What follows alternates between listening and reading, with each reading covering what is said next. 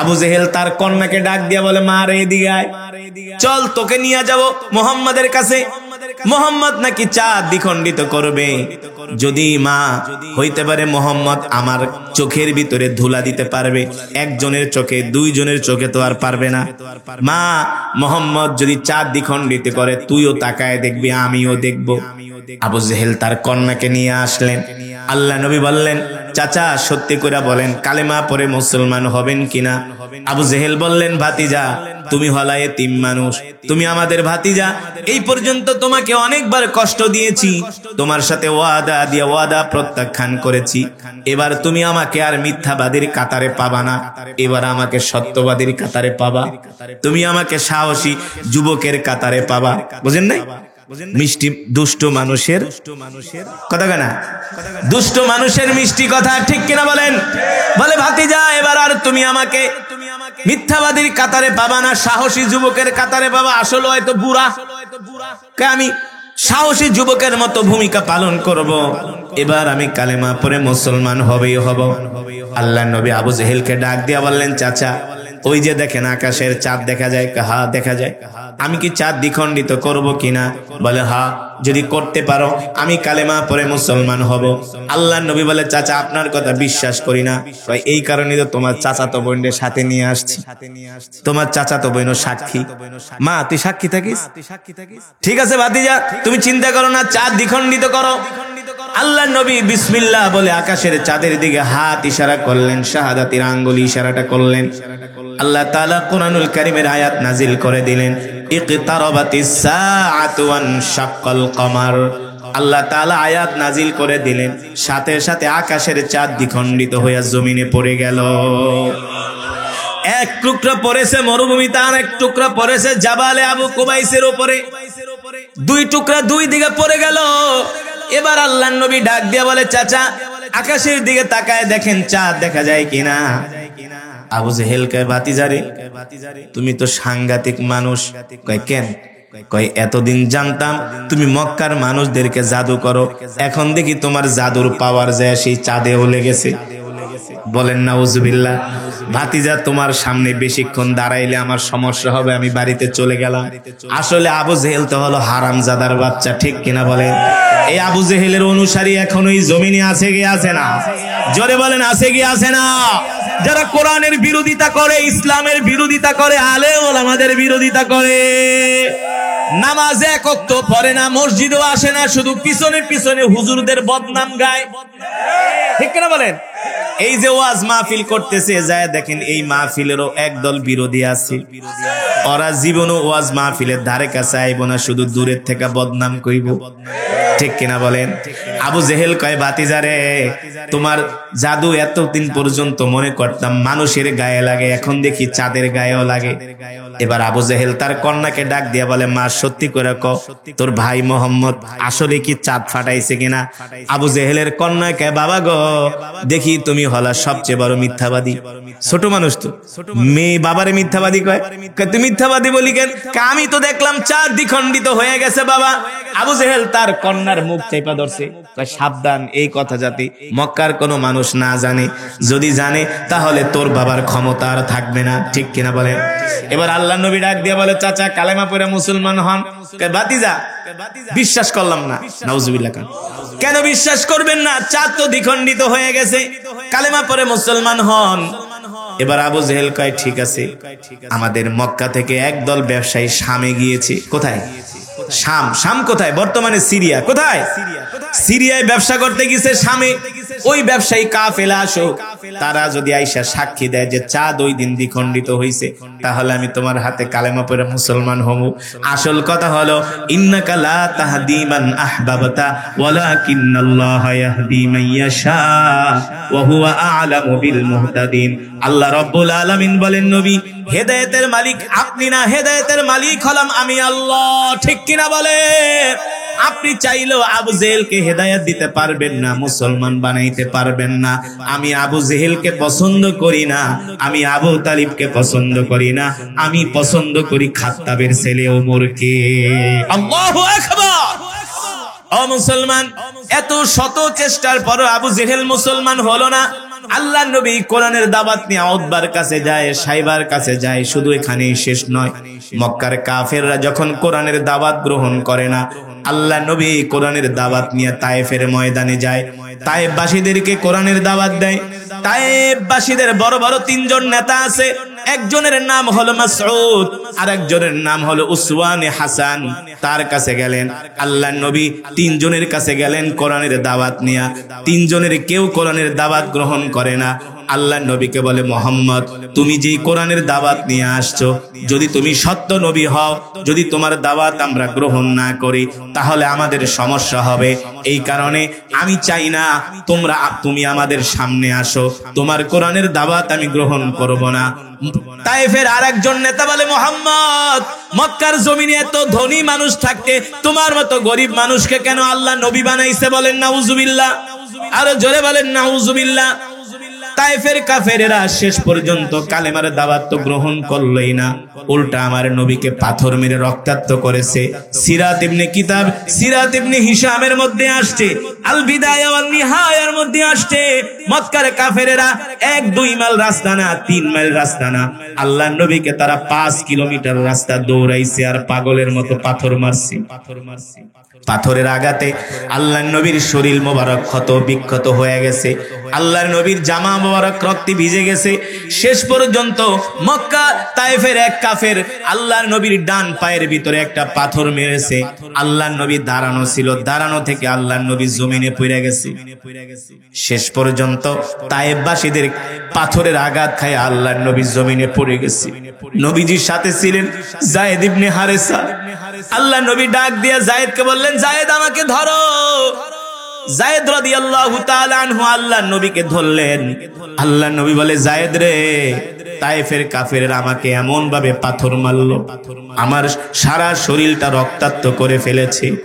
আল্লাহর নবী বলে, যায়েদ, দেখো কোনো বিশ্রামের জায়গা আছে কিনা। আল্লাহর নবী এত অসুস্থ হয়ে গেছেন, শরীর থেকে রক্ত ঝরতেছে।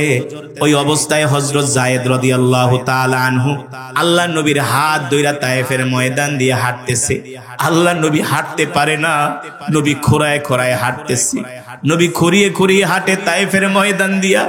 নবীজের শরীরের রক্ত তায়েফের মাটিতে পড়ে। আল্লাহ তাআলা আরশে আজিম থেকে ডাক দিয়া বলে, জিবরাইল, এ জিবরাইল, যেই নবীকে সৃষ্টি না করলে আমি তামাম পৃথিবী কিছুই সৃষ্টি করতাম না। আমার হাবিবের রক্ত ঝরিয়েছে তায়েফের কাফেরেরা, আমি আল্লাহ সহ্য করতে পারি না। তাড়াতাড়ি করে আমার হাবিবের কাছে যাও, আমার হাবিবের থেকে অনুমতি দাও। আমার হাবিব যদি অনুমতি দেয়, আমি আল্লাহ 1 সেকেন্ডের মধ্যে চোখের পলকে তায়েফবাসীদেরকে পাথর চাপা দিয়া আমি আল্লাহ তায়েফবাসীদেরকে ধ্বংস করে দিল। জিবরাইল এসে আল্লাহ রাসূলের সামনে হাজির হলেন। আল্লাহর নবীর চোখে পানি। আল্লাহ তাআলার হাবিবকে জিবরাইল ডাক দিয়ে বলে, নবী, আপনার চোখের পানি, আপনার শরীরের রক্ত আল্লাহ তাআলা সহ্য করতে পারছেন না, আপনি শুধু অনুমতি দেন, এই তায়েফে যত কাফের আছে সবগুলোকে আল্লাহ তাআলা পাথর দিয়া চাপা দিয়া ধ্বংস করে দিবে। আল্লাহ রাসূল আকাশের দিকে হাত উঠায় দোয়া করলেন, আল্লাহুম্মা হদি কওমি ফাইন্নাহুম লা ইয়ালামুন, আল্লাহুম্মা হদি কওমি ফাইন্নাহুম লা ইয়ালামুন। মাবুদ গো, আমার তায়েফবাসীদেরকে আপনি ধ্বংস করবেন না, আপনি তাদেরকে হেদায়েত দেন। তারা কালেমা পড়ে মুসলমান হয় নাই, তাদের প্রজন্ম কালেমা পড়ে মুসলমান হবে, ঠিক কিনা বলে। এবার হযরত যায়েদ আল্লাহ রাসূলের হাত ধরে একটা আঙ্গুরের বাগানের পাশে নিয়ে আল্লাহ রাসূলকে বসালেন। ওই আঙ্গুরের বাগানের মালিকের নাম হলো উতবা। নাম কি? ওই উতবা হলো মক্কার অধিবাসী। তায়েফে তার একটা আঙ্গুরের বাগান আছে। আল্লাহ নবী যায় সেই আঙ্গুরের বাগানে বিশ্রাম নিচ্ছে। আল্লাহ নবী 3 দিন পর্যন্ত কিছু খায় না।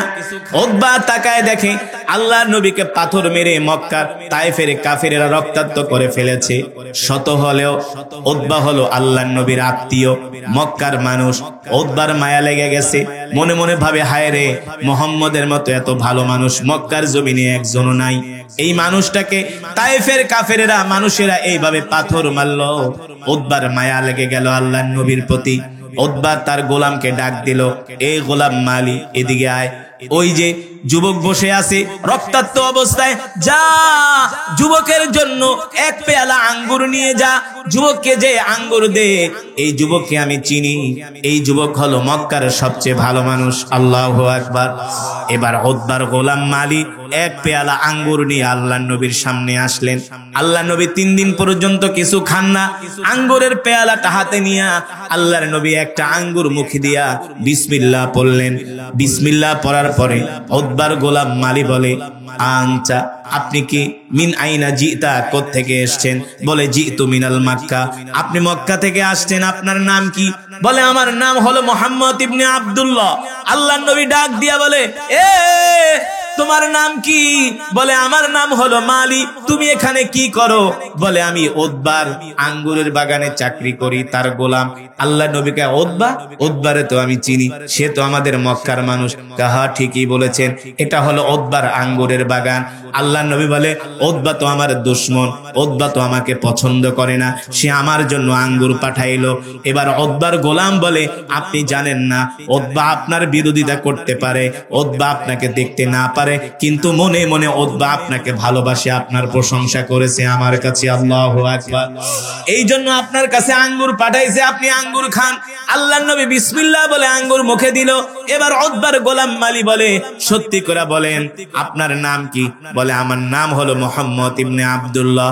আল্লাহর পয়গম্বর বলে, তোমার নাম? বলে আমার নাম মালি। তোমার বাড়ি কোথায়? আমার বাড়ি হলো নিনাওয়া শহরে। আল্লাহর নবী ডাক দিয়া বলে, এ তোমার বাড়ি যদি নিনাওয়া শহরে হয়, সেই শহরে আমার একজন ভাই আছে। বলে আপনার ভাইয়ের নাম কি? বলে আমার ভাইয়ের নাম হলো ইউনুস বাত্তা আলাইহিস সালাম। আল্লাহর নবীকে উতবার গোলাম মালি বলে, আপনি ইউনুস বাত্তাকে কিভাবে চিনেন? সে তো নবী। সুবহানাল্লাহ বলে। আল্লাহ নবী বলে, কেন চিনব না? সেও নবী, আমিও নবী। এই কথা শোনার পরে উতবার গোলাম মালি আল্লাহ নবীর হাত ধরে নবীর হাতে একটা চুমু দিছে। চুমু দিয়া বলে, তাহলে আপনি কি সেই আখিরি জামানার পয়গম্বর? সুবহানাল্লাহ বলেন। আপনি কি সেই আখিরি নবী, যেই নবীর কথা আল্লাহ কোরআনে বলেছেন, মা কানা মুহাম্মাদুন আবা আহাদিম মির রিজালিকুম ওয়ালাকির রাসূলুল্লাহি ওয়া খাতামান নাবিয়্যিন। আল্লাহ তাআলা কোরআনুল কারীমের মধ্যে বলেন, নবী আপনি হলেন শেষ নবী, আপনার পরে আর কোন নবীর আগমন এই পৃথিবীতে হবে না। ঠিক কিনা বলেন? এবার উতবার গোলাম মালি বলে, আপনার হাতটা আমার কাছে দেন। আল্লাহর নবীর হাতে চুমু দিয়া বলে, আপনি আর দেরি করবেন না, আপনি এখনই আমাকে কালেমা পড়ায় মুসলমান বানায় দেন। দূর থেকে সাইবা উতবা দেখতেছে তার গোলাম আল্লাহর নবীর সাথে কথা বলে। গোলামকে ডাক দিছে, তাআলাও ইয়া মালি, এদিকে আয়। ওই যুবকের সাথে কি কথা বলস? আরে যুবককে তুই চিনোস নাকি? এই যুবক হলো একটা জাদুকর। উতবার গোলাম মালিক, আপনি না একটু আগে তার প্রশংসা করলেন, এখন জাদুকর কইতেছেন, নিশ্চয়ই কোনো কি আছে, কারণ আছে। এবার উতবার গোলাম মালিক, শোনেন, আসল জায়গায় হাত দিয়া ফালাইছি। একটু আগে আপনি তার প্রশংসা করলেন, বললেন তার মতো ভালো মানুষ মক্কায় নাই। এখন আমি একটু তার সাথে গল্প করতেছি, আপনি বলেন সে হলো জাদুকর। আসলে সে জাদুকর নয়, মিথ্যাবাদী নয়, সে হলো নবী। কয় তুই জানোস কিভাবে? কয় আমি তার নাম তাওরাত কিতাবের মধ্যে শুনেছি। আল্লাহু আকবার। আমি ইহুদিদের মুখে শুনেছি শেষ জামানায় একজন নবীর আবির্ভাব হবে, যার নাম হবে মুহাম্মদ ইবনে আব্দুল্লাহ। সে কালেমার দাওয়াত দেওয়ার জন্য তায়েফে আসবে, আর আমিও তায়েফে আপনার বাগানে চাকরি করতেছি এই নবীকে পাওয়ার জন্য। এখন এই নবীকে পায়া গেছি, আমি আর আপনার বাগানে চাকরি করব না, আমি তার হাতে হাত রেখে কালেমা পড়ে মুসলমান হয়ে গিয়েছি। উতবার গোলাম মালিক কালেমা পড়ে মুসলমান হয়ে গেল। আল্লাহু আকবার। আল্লাহর নবী এবার তায়েফ থেকে আবার মক্কায় গেল। মক্কার কাফেরদেরকে দিনের দাওয়াত দেয়। মক্কার কাফেররা আল্লাহর নবীর উপরে এত অত্যাচার করে, এত নির্যাতন করে, জুলুম করে, নির্যাতনের মাত্রা এমন বাড়িয়ে দিয়েছে মক্কার কাফেররা। আল্লাহর নবী রাস্তা দিয়ে হাঁটে, মক্কার কাফেররা আল্লাহর নবীর হাঁটার পথে কাঁটা বিছিয়ে রাখে। আল্লাহর নবী নামাজ পড়তে যায়, মক্কার কাফেররা আল্লাহর নবীর গায়ে ঢিল ছুঁড়ে। নাউজুবিল্লাহ বলেন। আল্লাহর নবী সেজদায় যায়, আবু জেহেল উটের পচা নারী ভুড়ি এনে আল্লাহর নবীর পিঠের উপরে চাপায় দেয়। এমন অত্যাচার নির্যাতন জুলুম করতেছে মক্কার কাফেররা। আল্লাহর নবী ডাক দিয়া, আল্লাহ তাআলা আল্লাহর নবীকে ডাক দিয়া বলে, হাবিব আপনি আর মক্কায় থাকবেন না, এখন মক্কায় থাকা আপনার জন্য নিরাপদ না, এবার আপনি মক্কা থেকে হিজরত করে মদিনায় চলে যান। আল্লাহু আকবার। আল্লাহ তাআলার এই পয়গাম শুনে আল্লাহর নবী কষ্ট পাইলেন, কারণ মক্কা হলো বাবার দেশ, মক্কা হলো মায়ের দেশ, মক্কা হলো তার জন্মভূমি। কেউ তার জন্মভূমি ছেড়ে যেতে চায় না, ঠিক কিনা বলেন? এই বাংলাদেশে 20 লক্ষ রোহিঙ্গা আছে, রাখাইনের মুসলমান আছে। আমি মাঝে মাঝে সেই কক্সবাজারের উখিয়াতে মাহফিল করতে যাই, অনেক রোহিঙ্গারা মাহফিলে আসে। রোহিঙ্গাদেরকে জিজ্ঞেস করি, ভাই দেশ ছাইরা চলে আসছেন কারণ কি? বলে হুজুর ওই রাখাইনের বৌদ্ধরা আমাদেরকে বলেছিল, তোমরা যদি কালেমা পড়ে মুসলমান হও তাহলে মায়ানমার ছাড়তে হবে না, রাখাইন ছাড়তে হবে না, তোমাদের গায়ে কেউ একটা ফুলের টোকাও দিবে না। হুজুর আমরা শুধু ইসলাম ধর্মের উপরে প্রতিষ্ঠিত থাকার কারণে আমরা মুসলমান ধর্ম যদি ত্যাগ করি ওরা আমাদেরকে কিছুই বলবে না, শুধু ইসলাম ধর্মের উপরে থাকার কারণে ওরা আমাদের উপর অত্যাচার করে। শত অত্যাচার নির্যাতন জুলুম সহ্য করেছে, তারপরেও ইসলাম ছেড়ে দেয় নাই, ঠিক কিনা বলে? আল্লাহর নবীকে আল্লাহ তাআলা নির্দেশ দিলেন, হাবিব এবার আপনি মক্কা ছাড়েন। আল্লাহর নবী এত কষ্ট পাইলেন, আল্লাহ তাআলা তার হাবিবের চেহারা দেখে বুঝতে পারলেন নবী মক্কা ছাইরা যেতে চায় না। কে চায় তার বাপ দাদার ভিটা ছাড়তে? আপনারা চাইবেন? মাইরা ফেলাইলে তো না, ঠিক কিনা বলেন? বাপ দাদার ভিটা কেউ ছাড়তে চায় না। যখন নদী ভেঙে বাপ দাদার ভিটা নদীতে নিয়ে যায় তখন মানুষ তাকায় তাকায় কাঁদে, কাঁদে কি কাঁদে না? কারণ বাপ দাদার ভিটার জন্য সবার একটা মায়া আছে, ভালোবাসা আছে, এটা ভাষায় প্রকাশ করা সম্ভব? আল্লাহ তাআলা ডাক দিয়া বলে, হাবিব আমি বুঝতেছি আপনার মক্কা ছেড়ে মদিনায় যেতে ভালো লাগে না। এই মক্কা হলো আপনার বাবার দেশ, মায়ের দেশ। ইদা জাআ নাসরুল্লাহি ওয়াল ফাত ওয়া রাআইতান নাসা ইয়াদখুলুনা ফি দীনিল্লাহি আফওয়াজা। নবী গো আপনি একটু কষ্ট করেন, একটু কষ্ট করেন, দেখবেন আর কিছুদিন পরে আমি মক্কার কাফেররা দলে দলে আপনার হাতে হাত রেখে কালেমা পড়ে মুসলমান হয়ে যাবে। আল্লাহু আকবার। এখন আপনি মক্কায় যাচ্ছেন হিজরত করে, আর কিছুদিন পরে আমি আল্লাহ আপনাকে মক্কার বাদশা বানায় আপনাকে মক্কায় ফিরায় আনবো। সুবহানাল্লাহ। আল্লাহর পয়গম্বর রাহমাতুল লিল আলামিন সাইয়েদনা আবু বকরকে সাথে নিয়ে এবার মদিনার দিকে রওনা করলেন। হিজরত শুরু হয়ে গেল। হিজরতের সাথী হলেন সাইয়েদনা আবু বকর। সাইয়েদনা আবু বকর বলে, আমি আল্লাহর নবীকে নিয়ে মক্কার পাহাড়ি পথ, আঁকাবাঁকা পথ দিয়া হেঁটে হেঁটে আমরা মদিনার দিকে যাচ্ছি। মক্কা থেকে প্রায় মদিনার দূরত্ব হলো 550 কিলোমিটার। এটা হলো বর্তমান রাস্তা। সেই 1450 বছর আগে 550 কিলোমিটার নয়, আঁকাবাঁকা রাস্তা, পাহাড়ি রাস্তা, মরুভূমির রাস্তা। তার মানে হলো রাস্তা হলো 3 গুণ, প্রায় 1500 কিলোমিটার।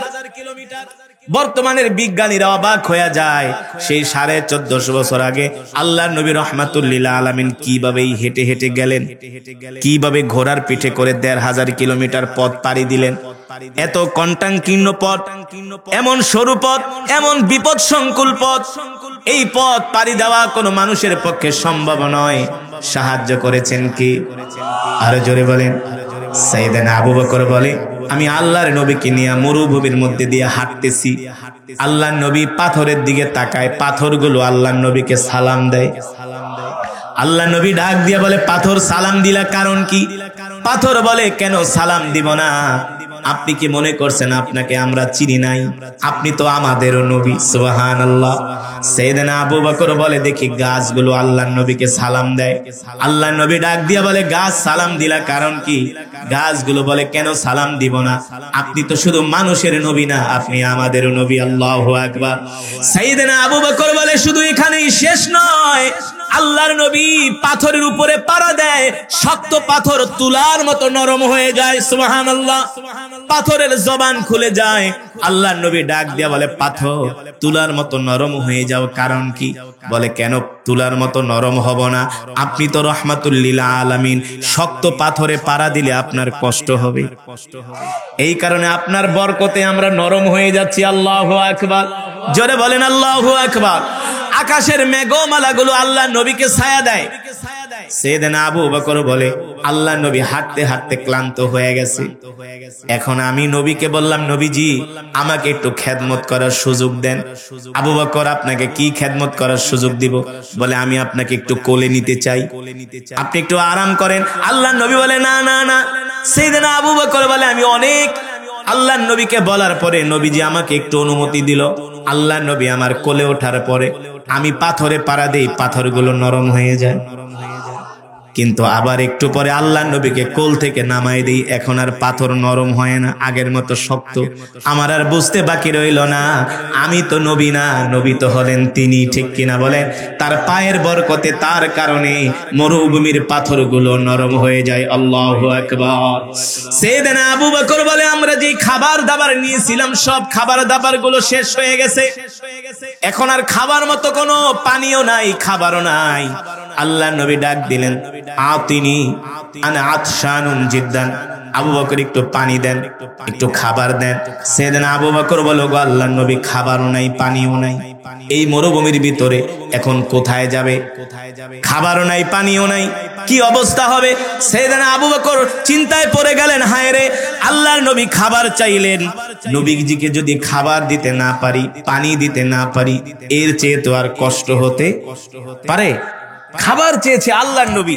সাইয়েদনা আবু বকর বলে, খাবার তো শেষ, পানিও শেষ, আহা, নবীজিরে কিভাবে এখন আমি খাবার দিব, কোত্থেকে খাবার আনো? টেনশনে আবু বকর বলে, আমার অবস্থা খারাপ। আল্লাহর নবী পানি চেয়েছেন, রহমাতুল লিল আলামিন, দো জাহানের বাদশা, তাকে যদি পানি দিতে না পারি, খাবার দিতে না পারি, সাইয়েদনা আবু বকর বলে, আমার কলিজাটা ফেটে যাচ্ছে। এবার সাইয়েদনা আবু বকর কষ্ট পাইতেছেন, খাবার নাই, পানি নাই, কিছুই নাই। আল্লাহর নবী বুঝতে পারতেছেন আবু বকর কষ্ট পাইতেছেন। আল্লাহ নবী ডাক দিয়ে বলে, আবু বকর কষ্ট পাবেন না, দেখেন আশেপাশে কোনো বাড়িঘর দেখা যায় কিনা। সাইয়েদনা আবু বকর বলে, এই মরুভূমির ভিতরে বাড়িঘর আবার কোত্থেকে আসবে? শত শত কিলোমিটার মরুভূমি, এখানে তো কোনো পাখিও নাই, একটা গাছও নাই, বাড়িঘর কোত্থেকে আসবে? দেখেন আল্লাহর নবীর জবানের কি বরকত, সুবহানাল্লাহ বলেন। ও মুসলমান, আমরা যে কোন নবীর উম্মত আমরা নিজেরাও বুঝি না, বুঝতেও চাই না। সাইয়েদনা আবু বকর বলে, আল্লাহি রাব্বিল কাবা, রবের কাবার কসম খায়া বলি, আল্লাহর নবীর জবান দিয়া শুধু এই কথা বের হয়েছে, আবু বকর দেখেন তো কোনো বাড়িঘর দেখা যায় কিনা। আল্লাহর নবী বলার সাথে সাথে আমি মরুভূমির দিকে তাকাইলাম, দেখি মরুভূমির মধ্যে একটা বাড়ি দেখা যায়, অথচ এখানে কোনো বাড়িঘর থাকার কোনো সম্ভাবনাই নাই। আমি আল্লাহর নবীকে ডাক দিলাম, ওগো নবীজি, ওই যে একটা মরুভূমির মধ্যে বাড়ি দেখা যায়, আমার কাছে মনে হলো বাড়িটা অনেক দূর। আল্লাহর নবী আমার হাতে হাত রাখার সাথে সাথে আমার মনে হলো চোখের পলকে বাড়ির সামনে চলে আসছি। আল্লাহর নবী বলে, আবু বকর চলেন, ওই বাড়িতে যে আমরা মেহমানদারি গ্রহণ করব, তাদের থেকে আমরা কিছু খাবার দাবার চাইবো, পানি চাইবো, আমরা ওদের বাড়িতে কিছুক্ষণের জন্য মেহমান হব, যখন সূর্যের আলো কমবে তখন আমরা আবার যাত্রা শুরু করব। আল্লাহর নবীকে সহ আবু বকর ওই ঘরের সামনে গেলেন, দেখলেন ছোট্ট একটা ঘর, ভাঙ্গা একটা কুঠুরি, বাড়িতে কোনো মানুষজন দেখা যায় না, ঘরের দরজা লাগানো ভিতর থেকে। আল্লাহ নবী ডাক দিলেন, যান আবু বকর ঘরের দরজায় নক করেন। সাইয়েদনা আবু বকর ঘরের দরজায় যায় নক করলেন, ইফতাহিল বাব, দরজা খোলো, কে আসো? একবার ডাক দিলেন, কোনো আওয়াজ নাই। দ্বিতীয়বার ডাক দিলেন, কোনো সারা শব্দ নাই। তৃতীয়বার সাইয়েদনা আবু বকর ডাক দিলেন, ইফতাহিল বাব, কে আসো ঘরে, দরজা খোলো, কোনো সারা শব্দ নাই। চতুর্থবারের সময় ঘর থেকে একটা আওয়াজ আসতেছে, মিন আইনা জিতা, কোত্থেকে আসছো তোমরা?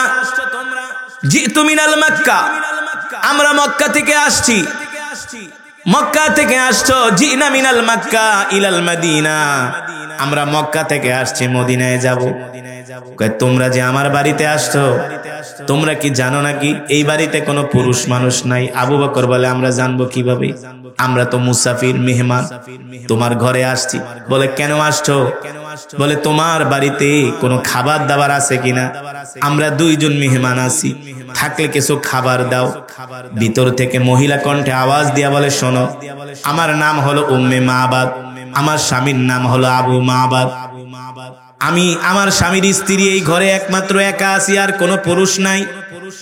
আর তোমরা যে আমার কাছে খাবার চাইতেছো, আনা ফাকিরুন জিদ্দান, আমি একেবারে নিঃস্ব মানুষ, গরিব মানুষ, আমার ঘরে খাবার দেওয়ার মতো কোনো খাবার নাই। সাইয়েদনা আবু বকর বলে, যদি খাবার না থাকে অন্তত একটু পানি দাও। কয় পানিও নাই, খাবারও নাই, পানিও নাই। আবু বকর আরো কষ্ট পাইলেন। সাইয়েদনা আবু বকর রাদিয়াল্লাহু তাআলা আনহু আরো কষ্ট পাইলেন। হায় রে, মনে হয় না আল্লাহর নবীকে কোনো খাবার দাবার দিতে পারবো। এবার আল্লাহর নবী রাহমাতুল লিল আলামিন তাকায় দেখেন, উম্মে মাবাদের ঘরের সামনে একটা বকরি বাঁধা। কি বাঁধা? ঘরের সামনে একটা বকরি বাঁধা। আল্লাহর নবী ডাক দিয়ে বলে, আবু বকর, উম্মে মাবাদকে বলেন, যদি পানিও না থাকে, খাবারও না থাকে, তার ঘরের সামনে একটা বকরি বাঁধা আছে, এই বকরি থেকে আমরা একটু দুধ, দুইজনে দুধ দহন করে দুইজনে পান করি। এতে করে উম্মে মাবাদের কোনো দাবি আছে কিনা, সে অনুমতি দিবে কিনা। দেখেন আল্লাহর নবীর কেমন ইনসাফ, আল্লাহর নবীর কেমন ব্যবহার। আমরা যদি হইতাম, এত শত শত পথ জার্নি কইরা কোনো বাড়িতে যায় যদি দেখতাম কোনো মহিলা মানুষ, কিসের আবার জিগাজিগি, আগে খাওয়ান ধর, ঠিক কিনা বলে? আল্লাহর নবী বলে, আবু বকর আগে অনুমতি নেন। আল্লাহর নবী তো রাহমাতুল লিল আলামিন। আল্লাহ তাআলা কোরআনুল কারীমে সে কথাই বলছেন, ওয়ামা আরসালনাকা ইল্লা রাহমাতাল লিল আলামিন। আল্লাহু আকবার। এবার সাইয়েদনা আবু বকরকে আল্লাহর নবী বলে, আবু বকর, উম্মে মাবাদের ঘরের সামনে বকরি বাঁধা। উম্মে মাবাদকে অনুমতি দিতে বলেন, আমরা এই বকরি থেকে একটু দুধ দহন করে দুইজনে পান করি, তৃষ্ণা নিবারণ করি। সাইয়েদনা আবু বকর বলে, উম্মে মাবাদ, আপনার ঘরের সামনে একটা বকরি বাঁধা আছে, যদি অনুমতি দেন আমরা এই বকরি থেকে একটু দুধ পান করি।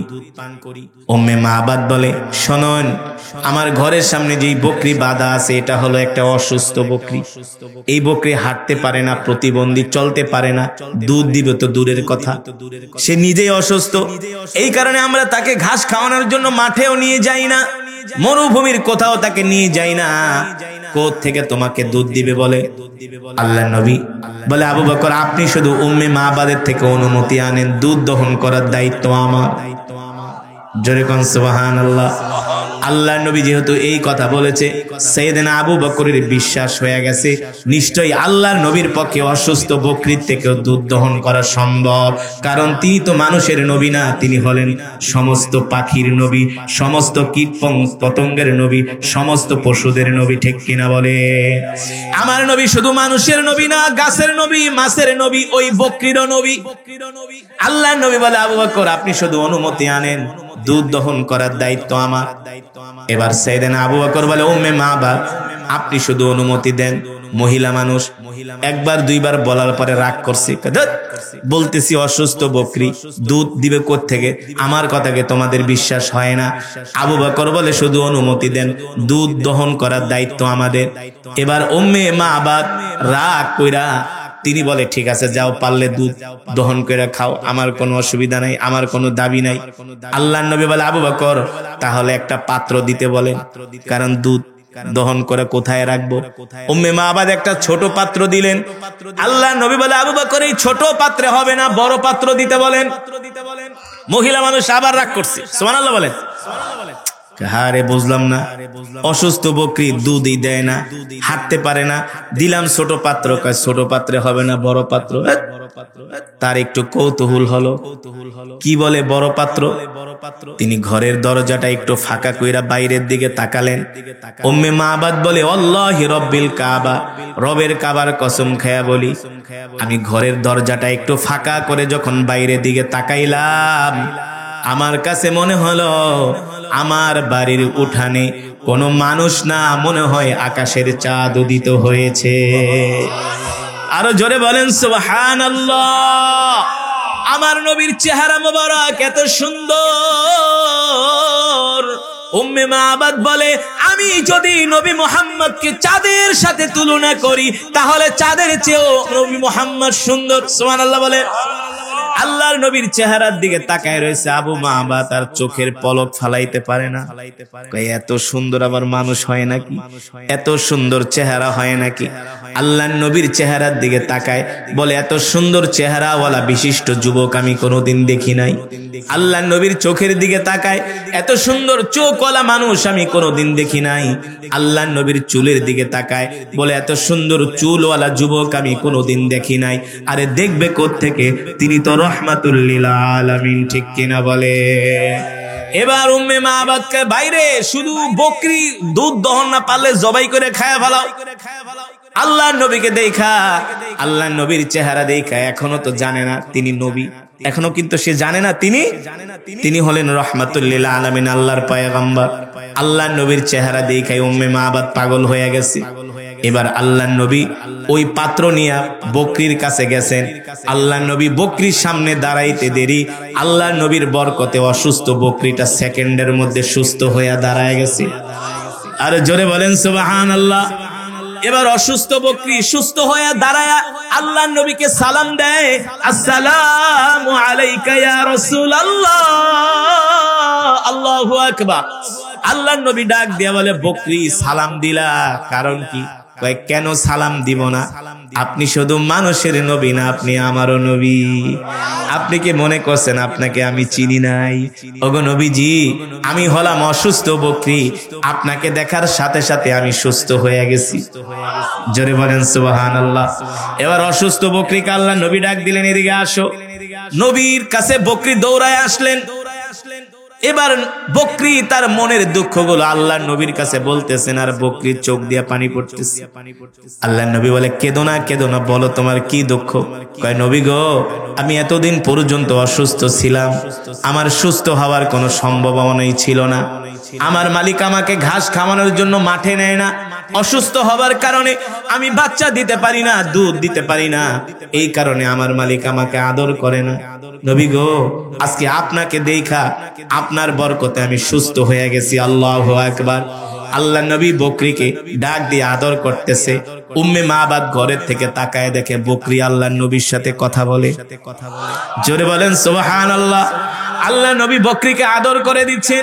এবার নবীজি বলতেছে, বকরি, তোমার থেকে আমি একটু দুধ দহন করব, তোমার অনুমতি আছে কিনা? বকরি তার দুধের স্তনটা আল্লাহর নবীর দিকে পেতে দিয়েছে। আল্লাহর নবী বিসমিল্লাহ বলে ওই বকরির দুধের স্তনে হাত দিছে, সাথে সাথে স্তনটা দুধে ভরপুর হয়ে গেছে।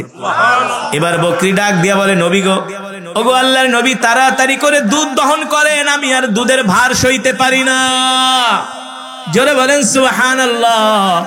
ওগো নবীজি, এবার দুধ তাড়াতাড়ি দহন করেন, আমি আর দুধের ভার সইতে পারি না। আল্লাহর নবী রহমাতুল লিল আলামিন এবার নিজে দুধ দহন করতেছে। দুধ বের করতে করতে বড় পাত্রটা ভরে গেছে। উম্মে মাবাদ ঘরের থেকে তাকায় তাকায় দেখে, হায় রে, এমন আশ্চর্যজনক ঘটনা তো জীবনও কোনোদিন দেখে নাই। এটা আবার কোন মানুষ যারে দেখলে অসুস্থ বকরি সুস্থ হয়ে যায়, যিনি আমার ঘরের দরজায় পাড়া দেওয়ার সাথে সাথে আমার পুরা বাড়িটা আলোকিত হয়ে গেছে, পুরা বাড়ির মধ্যে জান্নাতের খুশবুর ঘেরান বের হয়ে গেছে। জোরে বলেন সুবহানাল্লাহ। এত সুন্দর চেহারার যুবক, যার দিকে তাকায়া থাকলে শুধু তাকায়া থাকতেই মন চায়। আল্লাহু আকবার। কেন তাকায়া থাকতে মন চাইবে না?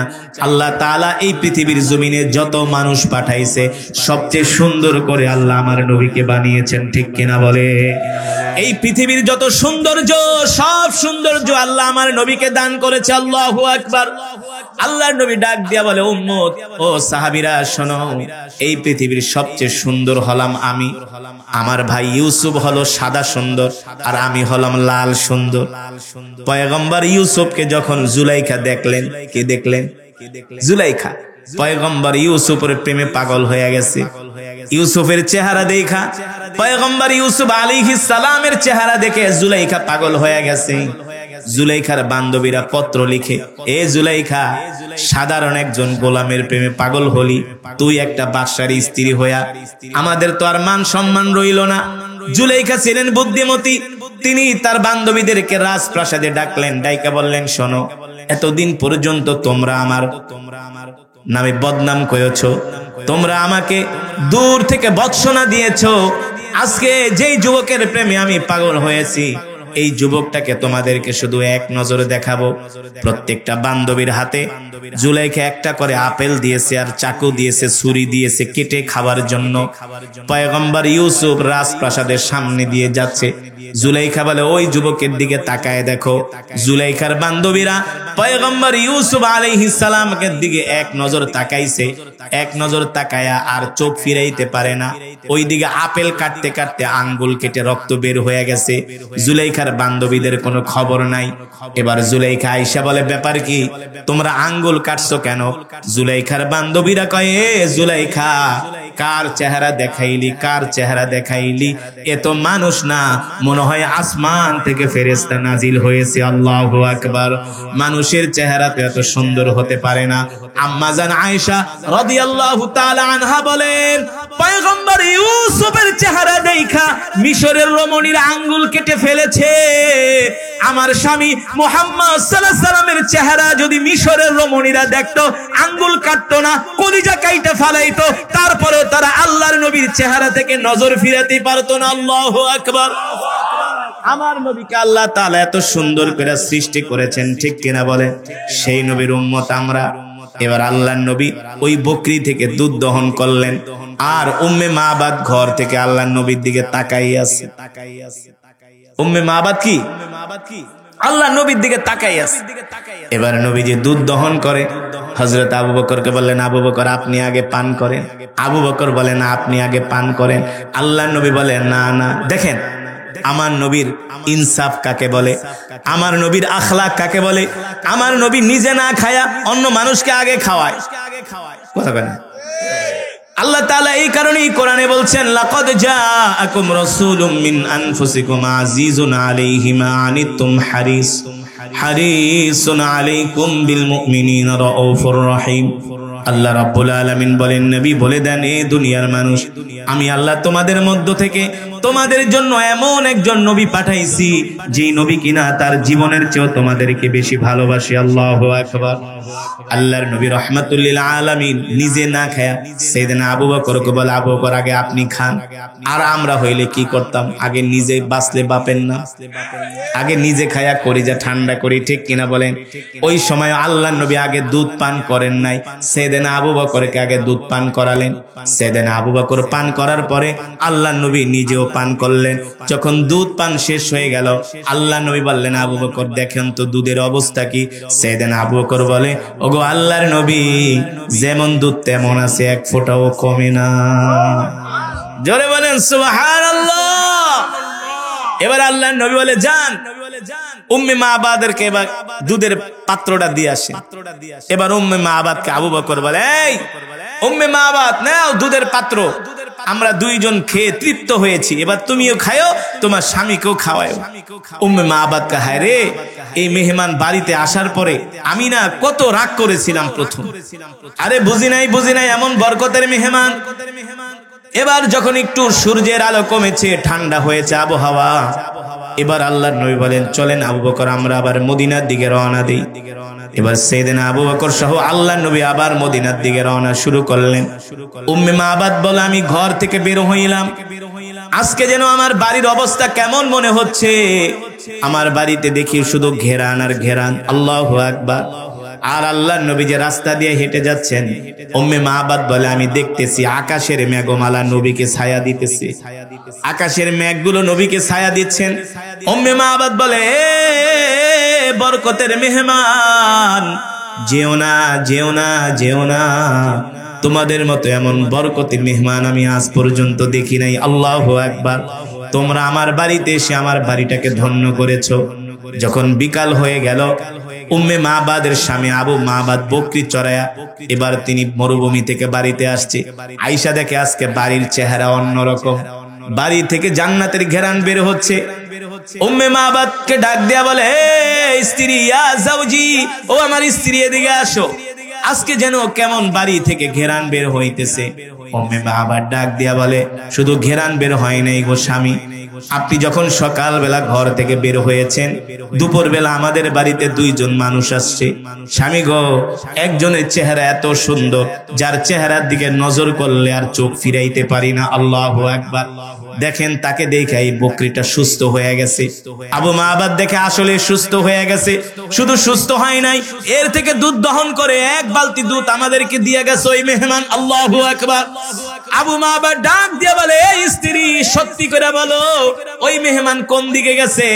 বলে তারা বলেছে জিতু মিনাল মক্কা ইলাল মদিনা, তারা মক্কা থেকে আসছে মদিনায় যাবে।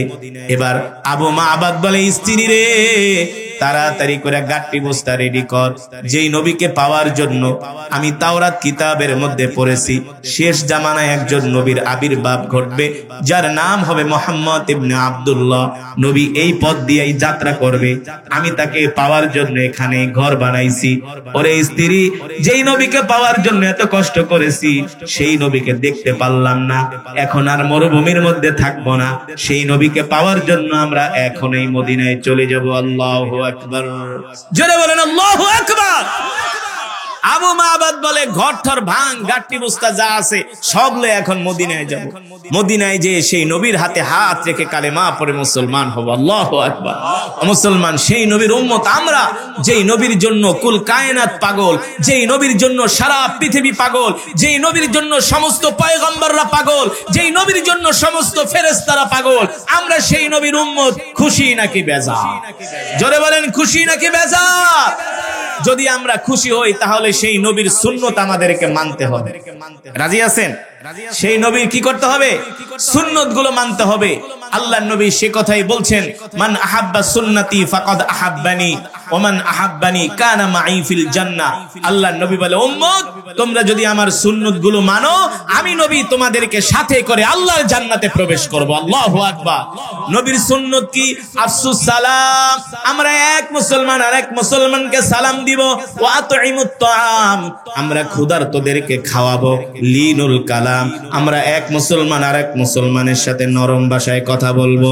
মুসলমানের সাথে ঝগড়া করব না, কোন প্রতিবেশীর সাথে ঝগড়া করব না, ভাই ভাইয়ের সাথে ঝগড়া করব না, এক বাড়ির মানুষ আরেক বাড়ির মানুষের সাথে ঝগড়া করব না, এক দলের মানুষ আরেক দলের সাথে মারামারি করব না। ঠিক কিনা বলেন? আমরা এক মুসলমান আর এক মুসলমানের সাথে নরম ভাষায় কথা বলবো, আমরা ক্ষুধার্তদেরকে খাওয়াবো, আর দেখলে আগে আগে সালাম দিব। আল্লাহর নবী রাহমাতুল লিল আলামিন আবু জেহেলকে ডাকলেন, এ আবু জেহেল, ইয়া আম্মি, চাচা আবু জেহেল, আপনি আমার কাছে প্রমাণ চান আমি আল্লাহর নবী কিনা? আপনি সত্য করে বলেন, যদি আমি প্রমাণ দিতে পারি আমি আল্লাহর নবী, তাহলে কি আপনি কালেমা পড়ে মুসলমান হবেন কিনা? আবু জেহেল বললেন, ভাতিজা, জীবনে আমি তোমার সাথে অনেকবার মিথ্যা কথা বলেছি, আমি তোমাকে বারংবার ধোঁকা দিয়েছি, এবার আমি আর তোমাকে ধোঁকা দিব না। আমি আবু জেহেল, আমি আমার বাপ দাদার কসম খায়া বললাম, আমি লাত মানাতের কসম খেয়ে বললাম, আমি আবু জেহেল তোমাকে আর ধোঁকা দিব না। তুমি যদি আমার এই প্রমাণটা দেখাতে পারো, তাহলে আমি নিঃসন্দেহে তোমার হাতে হাত রেখে কালেমা পড়ে মুসলমান হব। আল্লাহর নবী বলে, চাচা, আপনি যদি প্রমাণ পেতে চান, আগামীকাল সন্ধ্যার সময় আপনি আমার সাথে আইসা দেখা করবেন, আমি আকাশের চাঁদটাকে দ্বিখণ্ডিত করব। এবার তো আবু জেহেল টেনশনে পড়ে গেলেন, এই পর্যন্ত মোহাম্মদ যে নবী, যতবার প্রমাণ চেয়েছি ততবার মোহাম্মদ আমাকে প্রমাণ দিয়েছে, কিন্তু আমি মোহাম্মদের হাতে হাত রেখে কালেমা পড়ে মুসলমান হই নাই। কিন্তু আজকে মোহাম্মদ বলতেছে সে আকাশের চাঁদকে দ্বিখণ্ডিত করবে। আকাশের চাঁদ দ্বিখণ্ডিত করা পৃথিবীর কোন মানুষের পক্ষে সম্ভব নয়। কথা বলে না? সম্ভব নাকি? এমনকি আল্লাহর নবীর পক্ষেও আকাশের চাঁদ দ্বিখণ্ডিত করা সম্ভব? সম্ভব। আল্লাহর নবীর পক্ষে কি আকাশের চাঁদ দ্বিখণ্ডিত করা সম্ভব? সম্ভব। কার পক্ষে? আরো জোরে বলুন, কার পক্ষে? আরো ইমানি আওয়াজ দিয়ে বলুন, কার পক্ষে? যিনি আকাশের মালিক, যিনি চন্দ্রের মালিক, যিনি সূর্যের মালিক, তার পক্ষে সম্ভব। ঠিক কিনা বলেন? কোরআনুল কারীমের মধ্যে আল্লাহ তাআলা আয়াত নাজিল করে দিয়েছে, ও জিবরাইল যাও যাও। কোরআনুল কারীমের 27 পারায় আল্লাহ তাআলা চাঁদের নামে একটা সূরা নাজিল করছে। সেই সূরার নাম হলো সূরাতুল কমার। সুবহানাল্লাহ বলেন। ইকতারাবাতিস সাআতু ওয়ানশাক্কাল কমার। সুবহানাল্লাহ বলেন। আল্লাহ তাআলা জিবরাইলকে পাঠিয়ে দিয়েছে, জিবরাইল, ও জিবরাইল যাও, আমার হাবিবকে বিভ্রান্ত করার জন্য আবু জেহেল বলতেছে আমার হাবিব যেন চাঁদ দ্বিখণ্ডিত করতে পারে কিনা, এটা আবু জেহেল প্রমাণ চাই। এ জিবরাইল, আমি আল্লাহ যদি না চাই আমার হাবিব চাঁদ দ্বিখণ্ডিত করতে পারবে না, ঠিক কিনা বলেন? কিন্তু আবু জেহেল, আমার হাবিব লজ্জিত হবে, আমার হাবিব মক্কার কাফেরের সামনে অপমানিত হবে, এটা হতে পারে না, আমার বন্ধুর সম্মান মানে আমার সম্মান, ঠিক কিনা বলে? আমার হাবিবকে যে জানায় দেন, নবী আপনি কোনো চিন্তা করবেন না, আকাশের চাঁদ শুধু আল্লাহ তাআলা দ্বিখণ্ডিতই করবেন না, আল্লাহ তাআলা ওই চাঁদের নামে একটা সূরা নাজিল করে দিয়েছে। সুবহানাল্লাহ বলেন।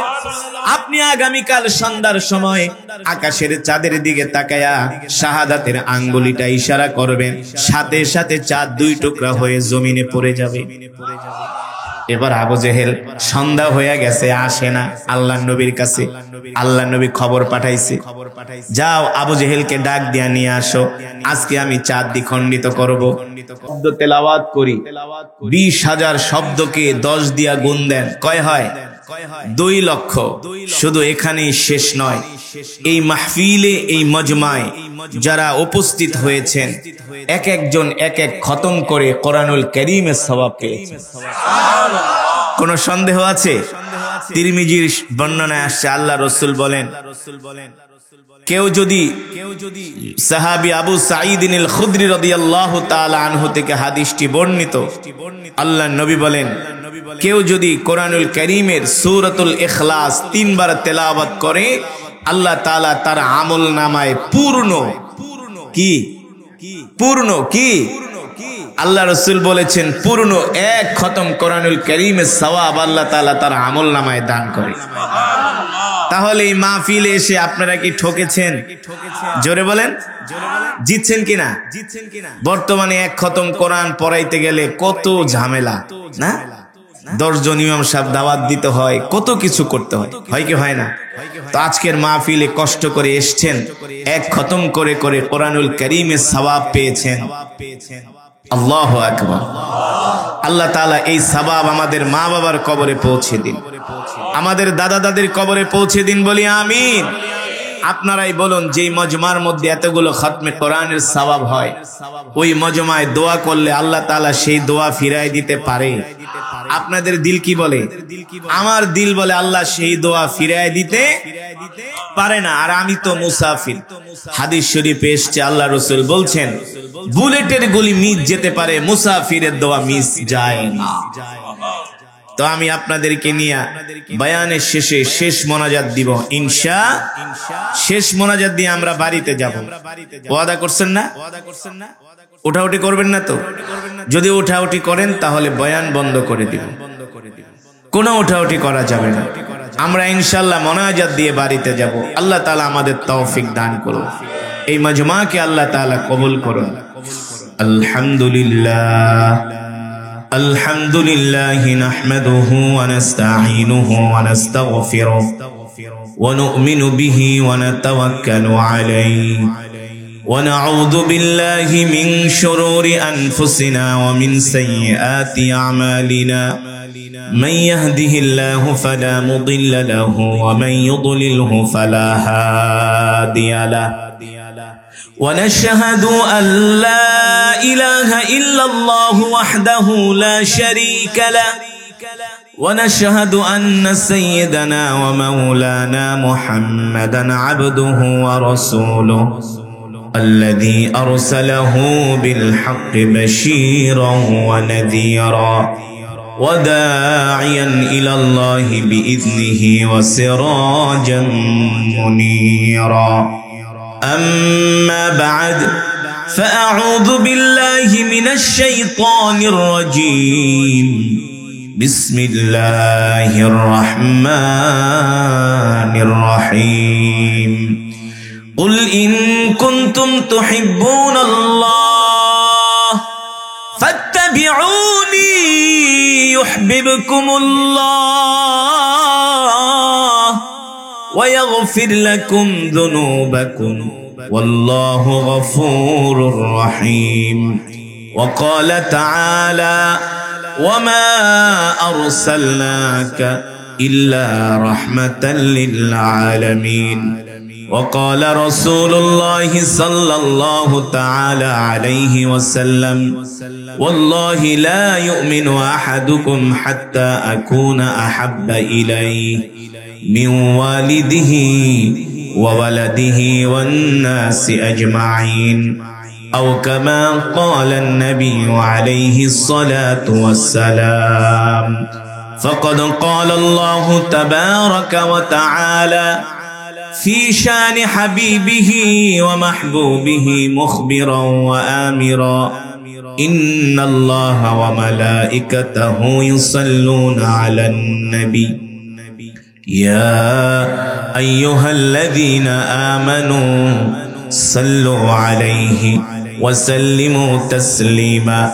محبت نمازের درود إبراهيم পড়ি আওয়াজ করে اللهم صل على محمد وعلى آل محمد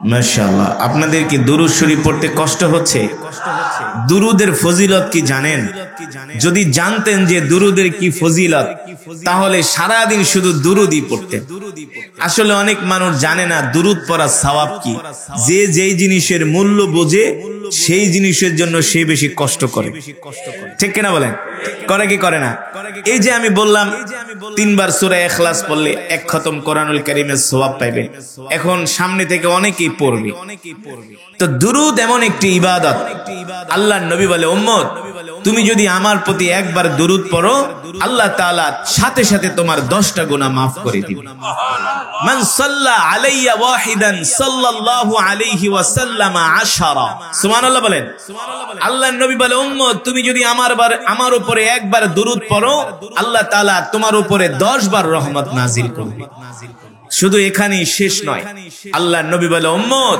তুমি যদি আমার নামে দুরুদ পড়ো জান্নাতে যাওয়ার জন্য আল্লাহ তাআলা তোমার পথ 10 কদম আগায় দিবেন দুরুদের এত ফজিলত আচ্ছা বলেন এই পৃথিবীর মালিক কে আল্লাহ তাআলার কোনো ইবাদত করার দরকার আছে আছে কোনো প্রয়োজন আছে আমরাই তো তার ইবাদত করি আর তার ইবাদত করার জন্য আল্লাহ তাআলা অগণিত ফেরেশতা আল্লাহ তাআলা বানিয়ে রেখেছেন ওয়া ইম মিন শাইইন ইল্লা ইউসাব্বিহু বিহামদিহি ওয়ালাকিন লা তাফকাহুনা তাসবিহাহুম ইন্নাহু কানা হালিমান গফুরা আল্লাহ তাআলা বলে নবী দুনিয়ার মানুষদেরকে বলে দেন দুনিয়ার মানুষ যদি আমার তাসবিহ না পাঠ করে এতে করে আমার আল্লাহর কিছু যাবে আসবে না ঠিক কিনা বলেন এতে করে আমার রাজত্বের কোন জায়গা দিয়া কমে যাবে না কারণ আমি আমার তাসবিহ পাঠ করার জন্য ফেরেশতা বানিয়েছি আমি আল্লাহ অগণিত কীট পতঙ্গ সৃষ্টি করেছি মানুষ বাদে যারা 24 আওয়ার্স জিকির করে কার আরে জোরে বলেন কার 24 আওয়ার্স আল্লাহ তাআলার জিকির করতেছে পশু পাখিগুলো ফেরেশতারা ঠিক কিনা বলেন তো আমরা যদি আল্লাহ তাআলার জিকির না করি তাতে আল্লাহর কিছু কোন দিক দিয়ে কোনো ক্ষতি হবে না বরঞ্চ আমরা ক্ষতির মধ্যে পড়ব ঠিক কিনা বলেন তিনি তো আল্লাহ তিনি তো এই পৃথিবীর একচ্ছত্র ক্ষমতার মালিক তিনি তো এই পৃথিবীর রাজা বাদশাদেরকে ক্ষমতায় বসান আবার ক্ষমতা থেকে উঠান ঠিক কিনা বলেন মুসলমান সেই আল্লাহ নিজে বলছেন সেই আল্লাহ তাআলা নিজে বলছেন বলবো কি বলছেন শুনেন ভালো করে অনেকে দুরুদ পড়ার সময় আস্তে আস্তে পড়ে দুরুদ পড়ার পরে দুরুদ পড়ার ভিতরে কোনো মহব্বত নাই না আপনাকে দুরুদ পড়তে হবে হৃদয়ের সবটুকুন ভালোবাসা দিয়ে আপনি জানেন আপনি কার নামে দুরুদ পড়ছেন যিনি হলেন ইমামুল আম্বিয়া সাইয়্যিদুল মুরসালিন খাতামুন নবিয়্যিন যার পরে আর কোনো নবীর আগমন হবে না ঠিক কিনা বলেন যার উম্মত হওয়ার জন্য পয়গম্বররা পর্যন্ত আল্লাহ তাআলার কাছে দরখাস্ত করেছে আপনি জানেন কোন নবীর নামে আপনি দুরুদ পড়ছেন আল্লাহ রাসূল বলেন সে সবচেয়ে বখিল যে দুরুদ পড়ার সময় আমার নাম মহব্বতের সাথে পড়ে না আর আমার নাম শুনলে দুরুদ পড়ে না সে সবচেয়ে বড় কৃপণ আল্লাহ নিজে বলছেন ইন্নাল্লাহা ওয়া মালাইকাতাহু ইউসাল্লুনা আলান নবী নবী আপনার নামে দুরূদ শুধু ফেরেশতারা পড়ে না, আপনার উম্মত শুধু আপনার নামে দুরূদ পড়ে না, স্বয়ং আমি আল্লাহও আপনার নামে দুরূদ পড়ি। নবীজির নামে দুরূদ পড়েন কে? আল্লাহ তাআলা। তো আপনি আমি কেন এত আস্তে করে দুরূদ পড়ব? আল্লাহ তাআলা যেই কণ্ঠ দিয়েছেন, কণ্ঠের সব আওয়াজ দিয়ে, হৃদয় উজাড় করে, সবটুকুন ভালোবাসা দিয়ে মদিনাওয়ালার নামে দুরূদ পড়তে হবে, ঠিক কিনা বলেন? রাজি আছেন? দুরূদের আওয়াজ শুনে আশেপাশের মানুষগুলো বলবে এখানে কিছু রাসূলের আশিকেরা বসে আছে। আমরা কার আশিক? রাসূলের আশিক, ঠিক কিনা বলেন?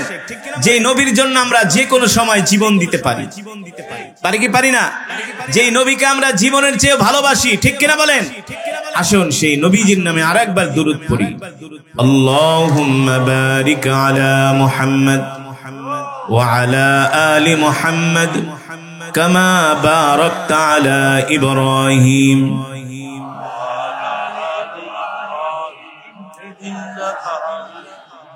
মাশাআল্লাহ। বালাগাল উলা বিকামালিহি কাশাফাদ দুজা বিজামালিহি হাসনাত জামিউ খিসালিহি সাল্লু আলাইহি ওয়া আলিহি। আরবের বুকে মক্কা নগরীতে যেথায় মা আমিনার ঘর, খোদার করুণায় কাউসার হয়ে রহমত ঝরেছে বারংবার। বালাগাল উলা।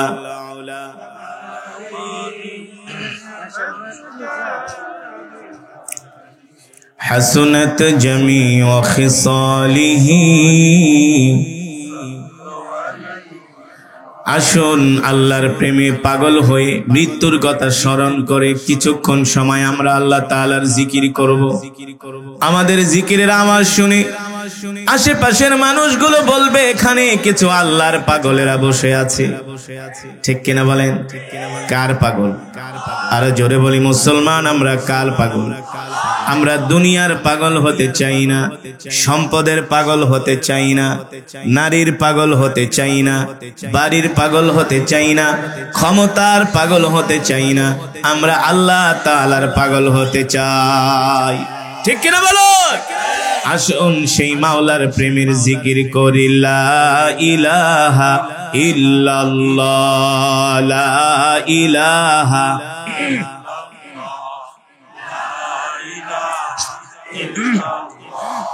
লা ইলাহা ইল্লাল্লাহ, লা ইলাহা ইল্লাল্লাহ, লা ইলাহা ইল্লাল্লাহ, লা ইলাহা।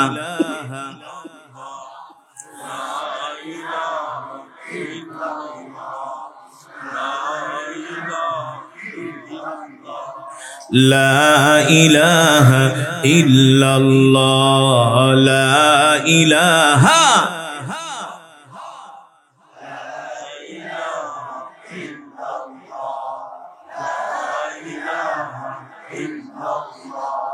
লা ইলাহা ইল্লাল্লাহ, লা ইলাহা ইল্লাল্লাহ, লা ইলাহা।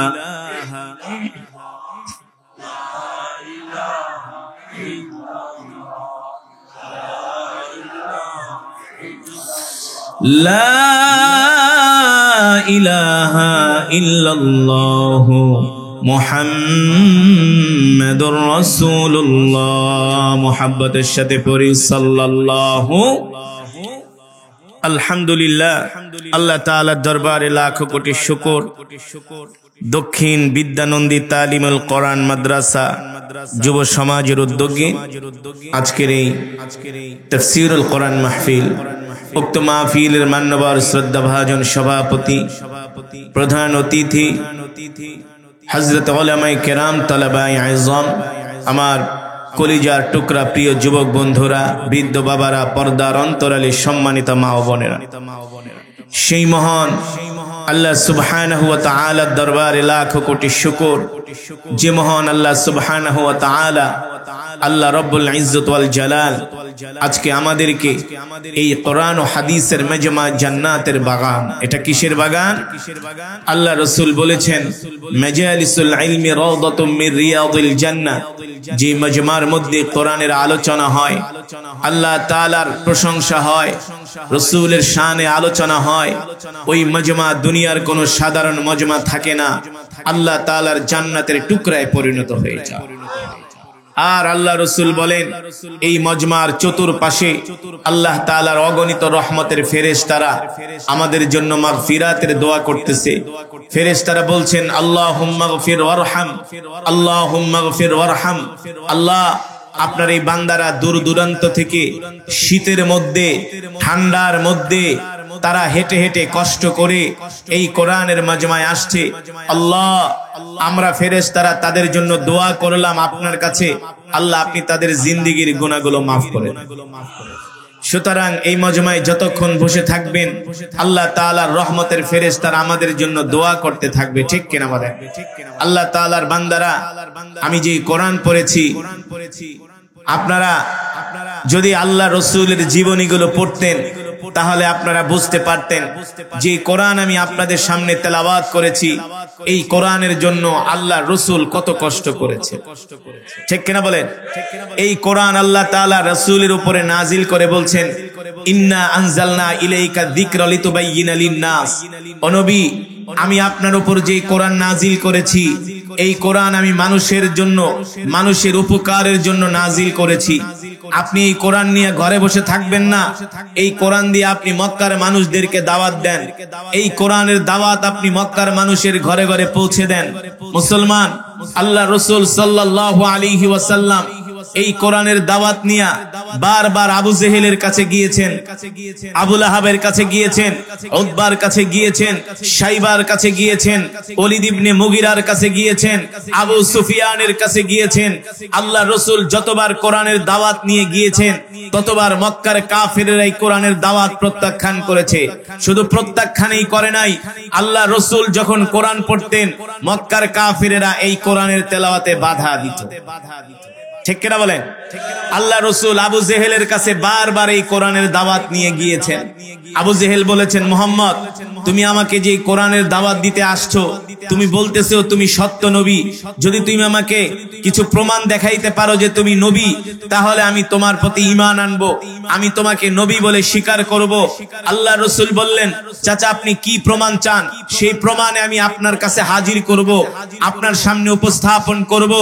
মক্কার কাফের আবু জেহেল ডাক দিয়া বলে ভাতিজা ওই যে আকাশে চাঁদ দেখা যায়, যদি তুমি এই চাঁদটাকে দ্বিখণ্ডিত করতে পারো তাহলে আমি বুঝবো তুমি নবী মুহাম্মদ, তোমাকে আল্লাহ নবী বানায় পাঠাইছে, আমার কোনো সন্দেহ থাকবে না, আমি তোমার প্রতি ঈমান আনবো, তোমার রবের প্রতি ঈমান আনবো, আমি কালেমা পড়ে মুসলমান হব। কিন্তু এখন আমাদের সমাজ থেকে সালাম উঠে গেছে, সালাম দিতে চায় না। এখন একটু টাকা পয়সা হইলে সালাম দিলে সালামের উত্তর নেয় না, ঠিক না বলেন? কিছু টাকা পয়সা হইছে সালাম দিবেন আসসালামু আলাইকুম, ঠিক কিনা বলেন? অথচ নবীজি বলেছেন সালাম দিলে হাসি মুখে বলে ওয়া আলাইকুমুস সালাম ওয়া রাহমাতুল্লাহি। তাহলে আজকের মাহফিল থেকে আমরা জীবনে যতদিন বাঁচবো আর কোনদিন নবীর সুন্নত ছেড়ে দিব না। রাজি আছেন? নবীজির সুন্নত গুলো আমরা খুঁজে খুঁজে মানবো, প্রস্রাব করে ঢিলা কলম ব্যবহার করব, মিসওয়াক করব, রাস্তা দিয়ে হাঁটার সময় ডান দিক দিয়ে হাঁটবো, খাওয়ার সময় আমরা দস্তরখান বিছায়া ভাত খাবো। রাজি আছেন? আর কোন মুসলমানের মনে কষ্ট দিব না। জীবনে যতদিন বাঁচবো আমরা 5 ওয়াক্ত নামাজ জামাতের সাথে আদায় করব। কে কে রাজি আছেন হাত উঠে আল্লাহকে দেখান, বলেন আল্লাহ। হাত সোজা করেন, বলেন আল্লাহ। ওয়াদা করলাম জীবনে যতদিন বাঁচবো আর কোনদিন নামাজ ছেড়ে দিব না। জোরে বলেন আর কোনদিন নামাজ ছেড়ে দিব না। আল্লাহ আমাদের কবুল করে। নামাজ পড়বেন তো ইনশাআল্লাহ? রাজি আছেন তো ইনশাআল্লাহ? তাহলে আজকের মাহফিলে এসে আপনারা খুশি নাকি বেজার? সত্যি খুশি? বয়ান শুনে খুশি হয়েছেন? এই মাহফিলটা আপনারা আগামী বছর আরো ভালো করে করবেন যারা মাহফিল করেছে তাদেরকে সর্বাত্মক সহযোগিতা করবেন। এই মাহফিল, কোরআনের মাহফিল করে, এটা অনেক বড় একটা সওয়াবের কাজ, অনেক বড় বরকতের কাজ। এই যে আপনারা এতগুলো মানুষ আসছেন, কোরআনের কথা শুনলেন, আশেপাশে যত গোরস্থান আছে কবরবাসীরা খুশি হয়েছে যে তাদের জন্য আমরা দোয়া করব, ঠিক কিনা বলেন? তারা আশায় আছে আমরা তাদের জন্য কি পাঠাবো। ডেক সেট বাজায়, ডেক সেট কিছু লোক তো বাজাবেই, ওদেরকে তো আল্লাহ হেদায়েত দেয় নাই, ঠিক কিনা বলেন? যারা ডেক সেট বাজায় ওদের চোখ দুইটা বন্ধ হওয়ার পরে আবার গুতানি শুরু হয়ে যাবে। আল্লাহ ওদেরকে হেদায়েত নসিব করুন। এই ডেক সেট ঠেক সেট এগুলো সব রাইখা কবরে যেতে হবে, ঠিক কিনা বলেন? হ্যাঁ, বাইং মাছের মতো, বাইং মাছ যেমন সহজে সোজা হয় না, হয় কখন সোজা হয়? মরলে। কি হয়? মরলে সোজা হয়।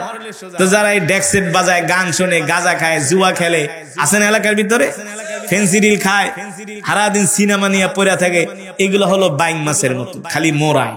যখন আজরাইল ধরবে তখন ঠিকই সোজা হয়ে যাবে, কিন্তু ওই সময় সোজা হইলে আর কোনো লাভ হবে না। সোজা হওয়ার আগে সোজা হতে হবে, ঠিক কিনা বলেন?